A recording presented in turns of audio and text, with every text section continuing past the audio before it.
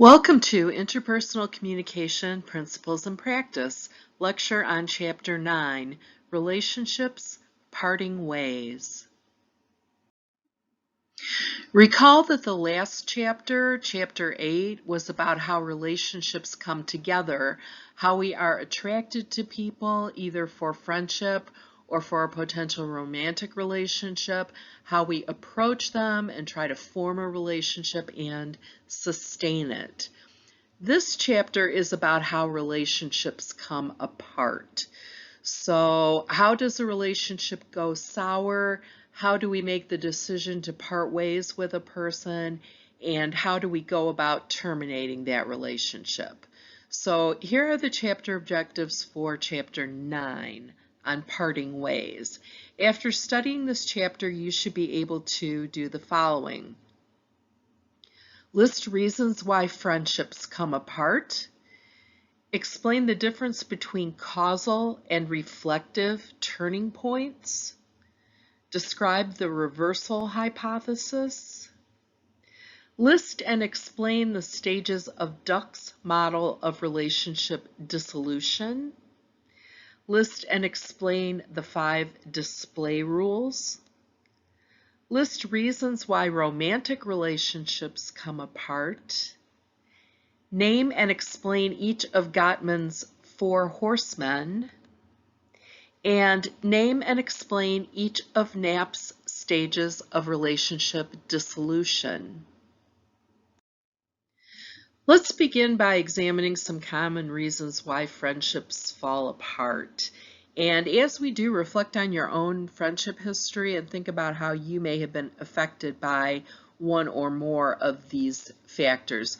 The first is behavioral changes. Either your behavior changes or your friend's behavior changes. And it might be because you develop a new interest, for example, and you are spending a lot of time thinking about and engaging in an activity that your friend doesn't share an interest in. That can drive an emotional wedge or an emotional separation between the two of you. Betrayals are an important one. Remember when we talked about communication privacy management theory and how when you self-disclose something private to somebody else, now the two of you own that information. But there is a boundary around that information of who else can it be shared with. And if the friend goes outside of that boundary, they have betrayed you. So maybe you shared something personal with them and asked them not to share it beyond the two of you, and you find out that they told somebody else. You would consider that a betrayal, and that could cause an emotional problem in the relationship. Or they might betray you by diverting another friend's attention from you, or by taking up with a friend that you thought you were closer to. Lack of proximity is a very common reason why friendships come apart. Friendships often form through proximity. Remember how we talked about friendships being voluntary but not arbitrary. So we usually choose our friends from among our immediate circle of people that we interact with. Well, when that proximity changes, it becomes harder to remain emotionally attached to somebody. So for example, if a friend moves away, you might try for a while to keep in touch through, FaceTime and text messages and other kinds of mediated communication. But after a while, that lack of proximity might put a strain on the friendship, especially if the two of you were in the habit of doing things together personally quite frequently. And then there's also other relationships. Perhaps you and a friend are both single, and so you hang out a lot, and then your friend falls in love. They get a significant other. That other relationship is taking more of their time, and it's taking time away from you. Perhaps they befriend someone else and they have another best friend now, and you're feeling a bit like a third wheel. So other relationships can distract you from the friendship that you're in. So these are 4 common reasons why friendships can feel strained or even come to an end. Turning points are moments in a relationship where the relationship changes. So they're a kind of fork in the road in a relationship. And we're going to look at 2 kinds of turning points, causal and reflective. Causal turning points, these are the big ones. These are the make or break moments. These are the moments when you might decide not to continue a relationship. A causal turning point can be a deal breaker. So for example, if you found out that your friend was telling lies about you at work and those lies were causing you to get a bad performance review and maybe you're going to be terminated from your job, that event of your friend telling those lies would probably be a causal turning point in the relationship. It immediately and dramatically affects the state of your relationship. In a romantic relationship, finding out that your partner's been unfaithful to you can be a causal turning point. Again, it's going to have a dramatic and immediate effect on the nature of the relationship and whether or not the relationship will continue. So I usually think of causal turning points as those deal breaker type of events that are very difficult to bounce back from. Reflective turning points are turning points that happen in your mind. So you might have had a platonic relationship with a friend for a long time, and now you're starting to feel like you're falling in love with them. And you're trying to figure out how to tell them that your feelings for them have changed. That kind of experience would be a reflective turning point. A time in the relationship where you redefine the relationship and it's going to be a little different going forward based on this change of heart or change of thought you have had. So to remember the difference, the causal turning point, the first one we talked about, has a dramatic effect on the nature of the relationship. It has an immediate effect on the nature of the relationship. It's a big deal. It's a blow to the relationship. Whereas a reflective turning point is more of a questioning of yourself and a decision and maybe a conversation with the other person as to whether the nature of your relationship should change going forward. But you do hope that it goes forward. It's just going to be restructured in some way. We've spent a lot of time in this course talking about self-disclosure and the role of self-disclosure in relationships, how we form and deepen our relationships through self-disclosure. And you might remember social penetration theory from an earlier chapter. That was the one that was visually depicted by a slice of onion.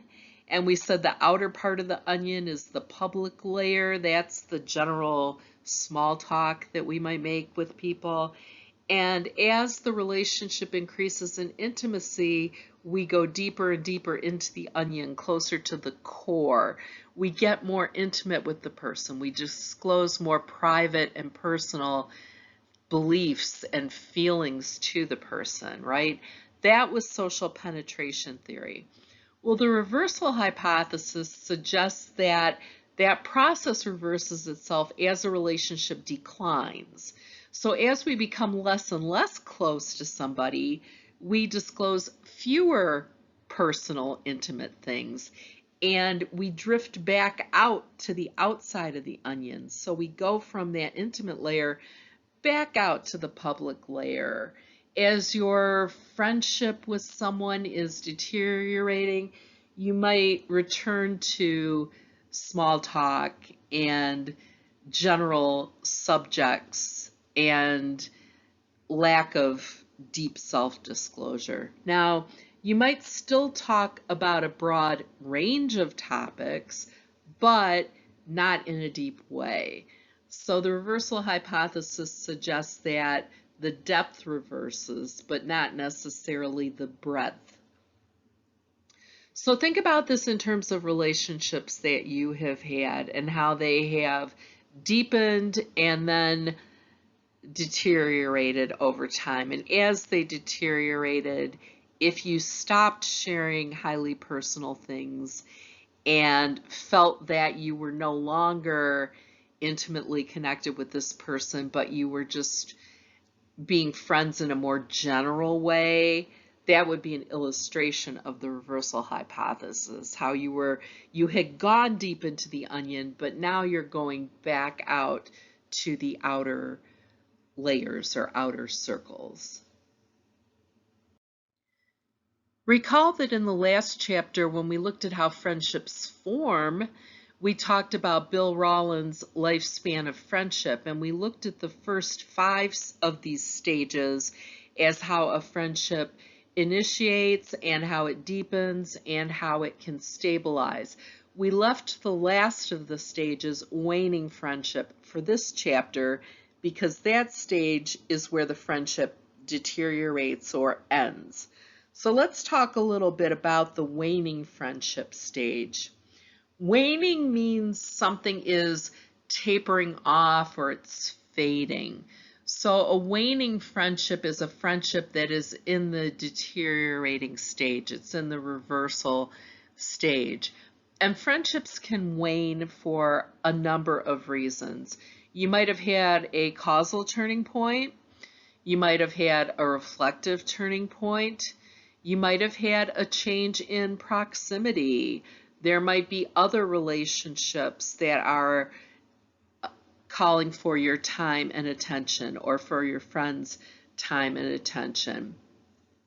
Something is occurring in the friendship that is giving you less time to spend together and less interest in one another. So the friendship is weakening during the waning friendship stage.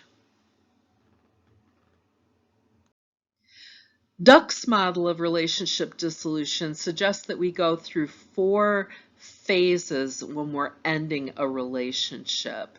So see if these sound familiar to you when you reflect on relationships in the past that you have ended. The first of these is called the intra-psychic phase. Now remember, intra means inside yourself. Psychic has to do with thought or brain. So the intra-psychic phase is self-thought. So you're thinking about ending the relationship, you're brooding over it. You might complain to others, but not to your relationship partner. At this stage, it's very much your idea that the relationship might need to end. In the second phase, the dyadic phase, you discuss ending the relationship with the other person, with your relationship partner. Remember that dyad means 2 or a pair of people. So at this stage, you involve the relational partner. You tell them, I've been thinking and I'd like to tell you about it. I'm concerned about the future of our relationship. I'd like to open this discussion. So that's the dyadic phase. Let's say that in the dyadic phase you do decide to dissolve the relationship. Duck suggests that the third phase then is the social phase, where you inform your community that you have dissolved the relationship. So this is the phase where you tell your friends and your social circle that the 2 of you are no longer in a relationship. Now this could be a romantic couple telling people they've broken up, but it can also be a friendship pairing letting their larger friend group know that we're really not friends anymore. We really don't hang out anymore. So it's letting your greater community know that you're no longer a dyad, a couple, either a friendship couple or a romantic couple. The fourth phase of Duck's model is called the grave dressing phase. And this is where people say things in order to save face for themselves and for the other person.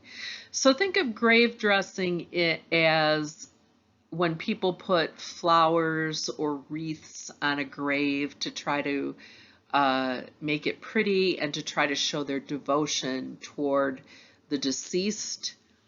The idea of grave dressing is trying to put a pleasant face on this deceased relationship. So this is where you might say, you know, he was a great guy, but we just weren't right for each other. Or you might say, well, the timing was bad.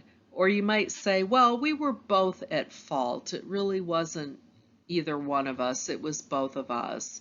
Or you might excuse what the person did if they betrayed you, or something like that. So you're trying to save face for yourself and the other person within your social community so there isn't blaming and there isn't hard feelings. So those are the 4 stages that Duck suggests we go through when we dissolve a relationship. It's difficult to talk to a relationship partner about the state of the relationship and whether or not it should go forward, whether or not we're feeling contented with it. And so whenever we have a reflective turning point, or when we're thinking about ending the relationship with a person and we're having a talk about it, we usually try very carefully to manage and govern our emotions and the ways in which we show emotion in order to make sure we get our meaning across and to make sure we save face for ourselves. We might follow some of these display rules. One is called intensification, and this is where you display the authentic emotion you're feeling, but you exaggerate it to be stronger than it really is. So you might be a little bit sad, but you pretend to be devastated. You display a deeper sorrow or upset than you are really feeling. Or you might engage in de-intensification and display your emotion but exaggerate it to be smaller than it is. So maybe you're really devastated, but you're displaying slight disappointment in order to save face for yourself or in order to de-escalate the strong emotion of the situation. The important thing to remember about intensification and de-intensification is that in both of these cases, you are displaying the emotion you feel. You're just pretending it's bigger or smaller than it really is. So again, for intensification, you're sad, but you might be displaying just terrible grief over it. Or with de-intensification, you might be sad, but you're displaying mild disappointment. In both of these cases, you're making a choice to display your emotion a little differently than you're feeling it. The next one is simulation. This is pretending to feel an emotion when you are indifferent or emotionless. So don't think of indifference as an emotion. Think of indifference as a lack of emotion. So pretending to feel something when you don't. Again, this might be you're trying to give a gift to the other person of pretending to be sad when you really don't care. Or inhibition, pretending to be indifferent when you really are emotional. So pretending you don't care when you really do. So notice how simulation and inhibition are flip sides of the same thing. You're either pretending to feel something when you don't or to feel nothing when you do. In both of these cases, you're managing your emotions in order to save face for yourself or the other person or to de-escalate the emotion of the situation. So, for example, in simulation, pretending to feel something when you don't. Maybe your relationship partner is very sad at ending the relationship and you don't really care all that much. You're over it, but you pretend to be sad as well in order to make them feel better and to make them feel that you really care. Or inhibition, pretending to be emotionless when you really are emotional. We often do this to save face when we're really hit hard by something, but we pretend it doesn't matter. So someone might hurt you very deeply and you might say, "Oh, I'll be okay. No, I'm fine." You're pretending that you're emotionless when you really do feel devastated.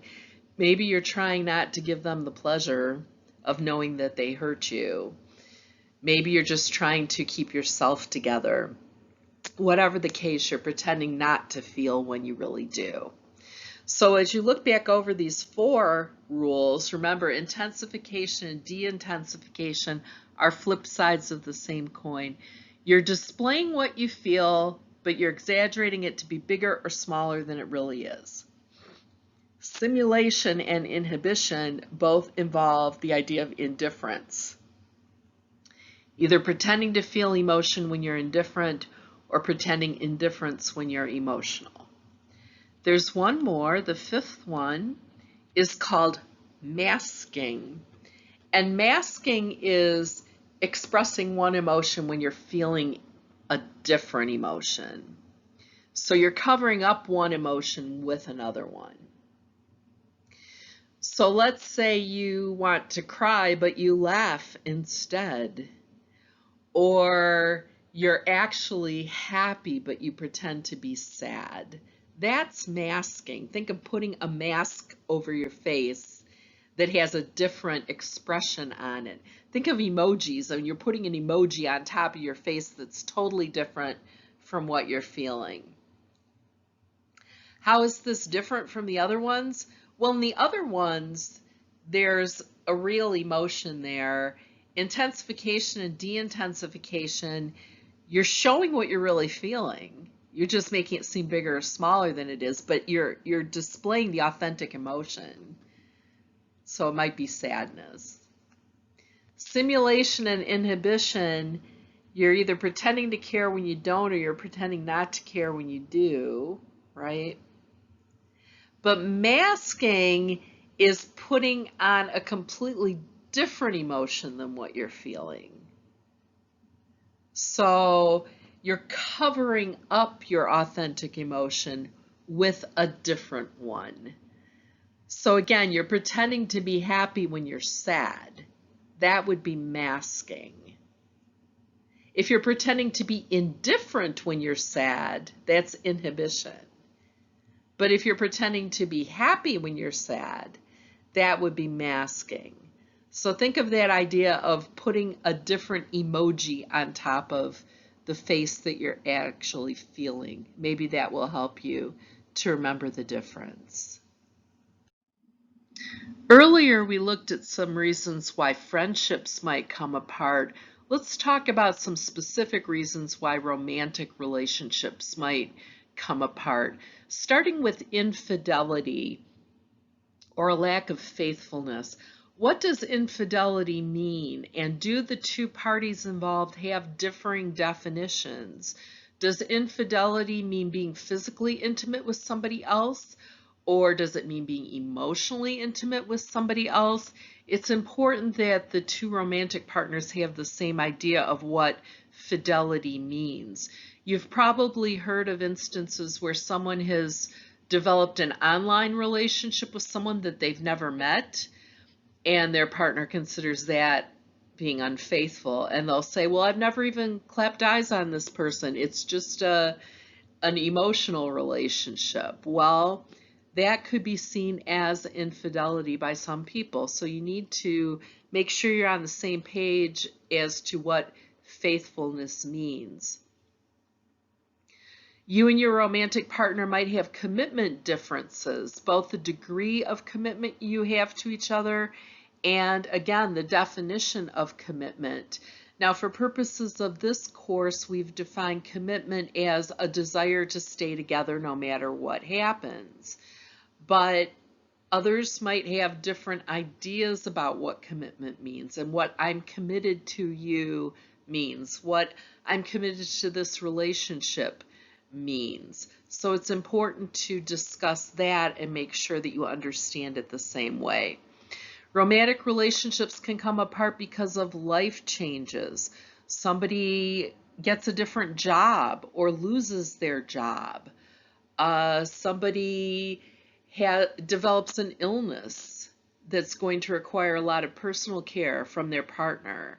Those kind of life changes can put a huge strain on a relationship. Also, social pressures, especially in cases where the two romantic partners come from different social backgrounds, perhaps different socioeconomic classes, different races, different political belief systems, some kind of cultural difference. Their community or their family or their friend groups can put a lot of social pressure on them.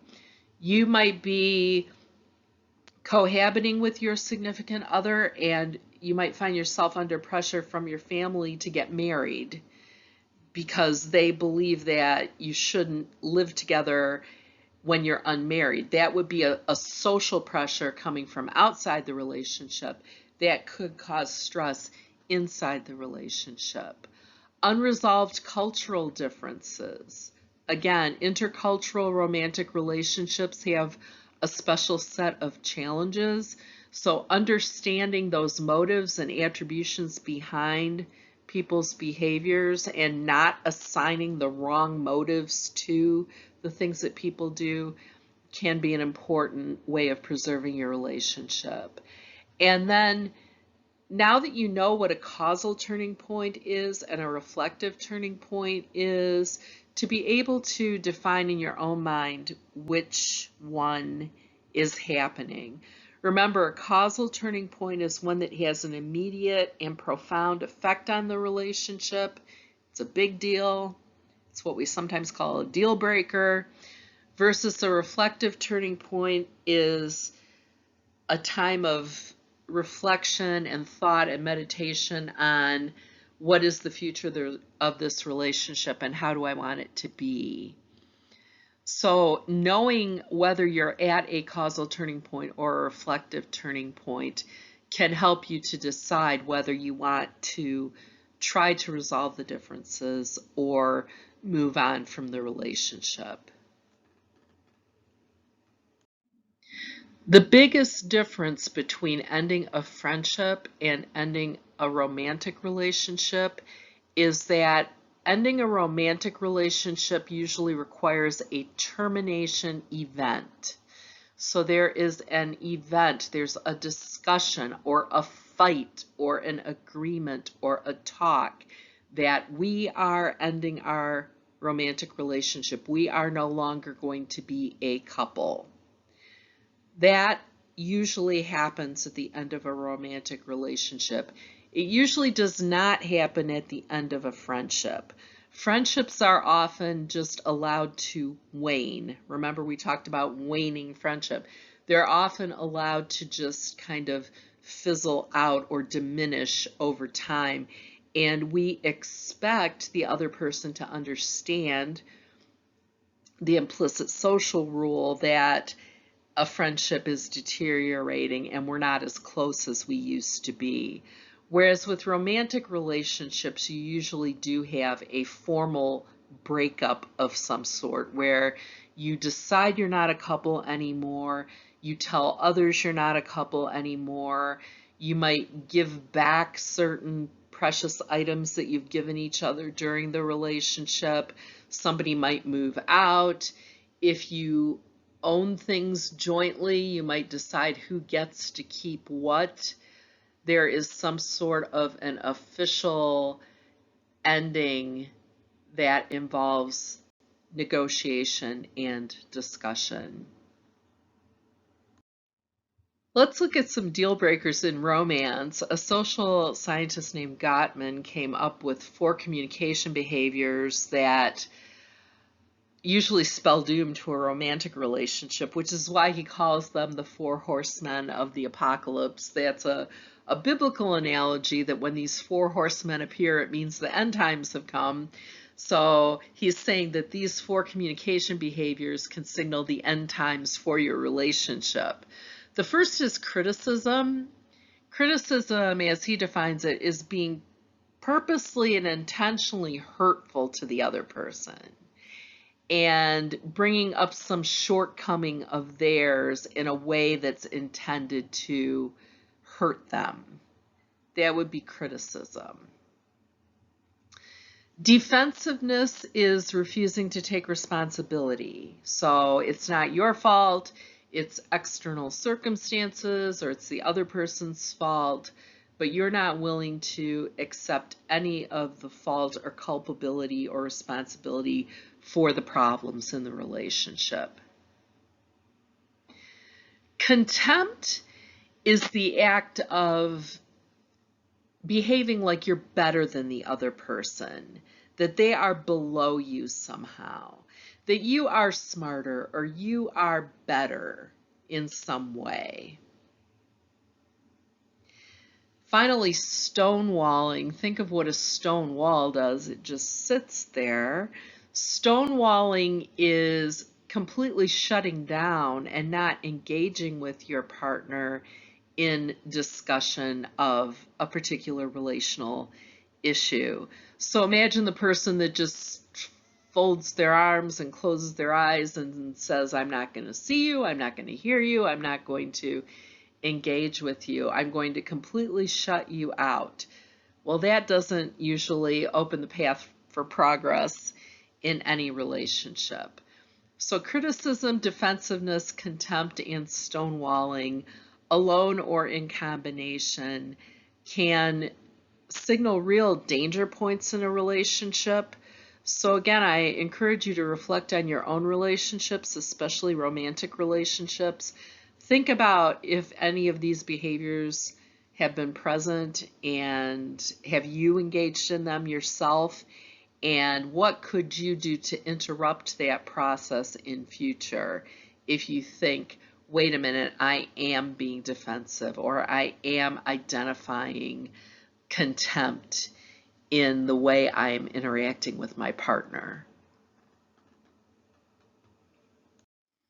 Now, this information is a repeat. This is from the last chapter, Knapp's 5-stage model of relationship development. So we're just going to review it very quickly here to give ourselves a reminder. You might remember that when people come together, there's an initiating stage where they meet and interact for the first time. Then they experiment, make a little bit of small talk, decide whether they want to have a personal relationship or not. Intensifying, they start spending more time together. Integrating, they see themselves as a couple. And then bonding might happen, the public commitment to stay together. So those were the 5 stages of relationship development according to Knapp. Knapp also developed 5 stages of relationships coming apart. And since this chapter is about relationships coming apart, we're going to look at that second 5-stage model now. But I wanted to remind you of the first 5 stages. Let's go on to the second 5 stages. So the second 5 stages are called the 5-stage model of relationship dissolution. So we've developed the relationship. Now we're going to watch it decline and come apart. So the first step in relationship dissolution might be differentiating. You are starting to notice differences between yourselves and starting to find them annoying. Then you might devolve into the circumscribing stage where you're just trying to avoid conflict. You know that you're feeling a little less close to this person, So you decrease your communication with them a little bit, but you're not ready to instigate a problem quite yet. You're just trying to manage your declining feelings at this stage. In the stagnating stage, both partners are going through the motions. They're continuing the habits that they've developed in the relationship, but the relationship has really completely stalled. So maybe this couple goes out to dinner every Thursday night, and it was always their date night, and it was a fun and romantic thing. And now they're going out to dinner every Thursday night just because it's what they've always done. Again, they're not yet ready to instigate a conversation or a problem, but they're grappling with this feeling a lack of closeness. Then we get to the avoiding stage. Now, at this stage, you're really trying to create distance between you and the other person. You might start making excuses not to see them. You might avoid their messages. You might screen calls and you see it's them on the phone and you think, I don't really want to talk to them right now. So you're actually trying to create more distance. Now, students often get the circumscribing stage and the avoiding stage confused. But in the circumscribing stage, that earlier stage, you're just trying to avoid conflict and decrease the amount of time you spend together a little bit, just to manage your own feelings. Whereas in the avoiding stage, you are actively avoiding the person. You're actively creating distance between you. You're doing this consciously and purposely in order to not have to deal with the person. And then the terminating stage, where the relationship is over, the termination event occurs, which is the agreement to break up, the big talk, the big fight, whatever it might be. You might have to divide assets, or someone might have to move out of the shared space. You might have to tell friends and family that you're no longer a couple, things like that. So again, the 5 stages of relationship dissolution, let's review and go back to the beginning. Differentiating, you're starting to notice differences between you that are bugging you, that are annoying you. Circumscribing, slight decrease in the amount of time you spend together, but you're doing it to avoid conflict. You don't want trouble just yet. Stagnating, you're going through the motions of what you always did in your relationship, but the relationship has stalled. Avoiding is deliberately and actively creating distance, making excuses, telling the person you have to work late to avoid having dinner with them maybe, or avoiding their phone calls, that kind of thing. And that step happens right before the termination event, where you actually decide to break up. So again, reflect on your own personal relationships and how you might have gone through some or all of these stages. That's our lecture on Chapter 9 of Interpersonal Communication Principles and Practice, Relationships Parting Ways. Remember to read the chapter thoroughly, ask your instructors if you have any questions, and we'll see you in the next chapter.